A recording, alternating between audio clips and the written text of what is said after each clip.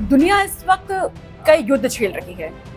Israel Hamas के बीच संघर्ष जारी है। रूस यूक्रेन का युद्ध 2 साल पूरे हो चुके हैं, लेकिन अब भी जारी है, तीसरे साल में प्रवेश कर चुका है।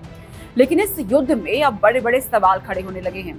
सवाल ये कि क्या विश्व युद्ध छिड़ने जा रहा है, आगे इस युद्ध की तस्वीर क्या होगी, जंग के मैदान में अब क्या होने जा रहा है। वो इसलिए क्योंकि रूस यूक्रेन दो देशों की इस लड़ाई के बीच अब नेटो देशों की एंट्री हो रही है। रूस के साथ चीन आके खड़ा हो चुका है। नॉर्थ कोरिया अपने हथियारों को मुहैया करवा रखा है रूस को।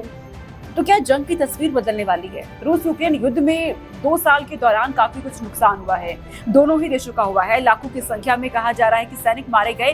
हालांकि अब कुछ रिपोर्ट्स आ रही हैं जो ये बता रही हैं कि लाखों की संख्या में सैनिक मारे गए हैं, लेकिन यूक्रेन के राष्ट्रपति ज़ेलेंस्की ये दावा कर रहे हैं कि ये संख्या हजारों में है। तकरीबन 31,000 के आसपास संख्या उन्होंने बताई है जब वो सामने आते हैं, लेकिन रूस की ओर से इसे खारिज किया जा रहा है। रूस के रक्षा मंत्री कहते हैं कि ये संख्या लाखों में है। खैर, सच क्या झूठ क्या, इन सब के बीच इतना साफ है कि दोनों ही देशों में नुकसान हुआ है। खासतौर से यूक्रेन पूरी तरह से खंडर होता जा रहा है। कई बड़े बड़े शहरों पर रूस अपना कब्जा कर चुका है और यहाँ तक कि रूस ने यह भी ऐलान कर दिया है कि बहुत जल्द यूक्रेन पे वो अपना झंडा फहरा देगा, यानी कि यूक्रेन को वो फतह कर लेगा। लेकिन अब जो एंट्री हो रही है अलग अलग देशों की, इसके पीछे का मकसद क्या है, ये सवाल बहुत बड़े होते जा रहे हैं। क्योंकि ये जो जंग है ना रूस की और यूक्रेन की, 3 दिन के मिलिट्री ऑपरेशन के साथ ये शुरुआत हुई थी। जी हाँ, मिलिट्री ऑपरेशन की, वो भी मात्र कुछ ही दिनों की। लेकिन आपके सामने है तस्वीर, 2 साल पूरे हो चुके हैं, तीसरे साल में युद्ध प्रवेश कर चुका है, लेकिन थमने का नाम नहीं ले रही है। न रूस पीछे हटने को तैयार है, न यूक्रेन के राष्ट्रपति ज़ेलेंस्की झुकने को तैयार होते हैं। उनका कहना है कि हम डटे हुए हैं, हम टिके हुए हैं।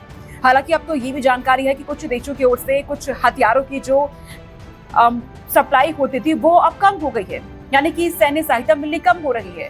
लेकिन इसके बावजूद रूसी राष्ट्रपति को लगातार टक्कर दे रहे हैं यूक्रेन के राष्ट्रपति ज़ेलेंस्की।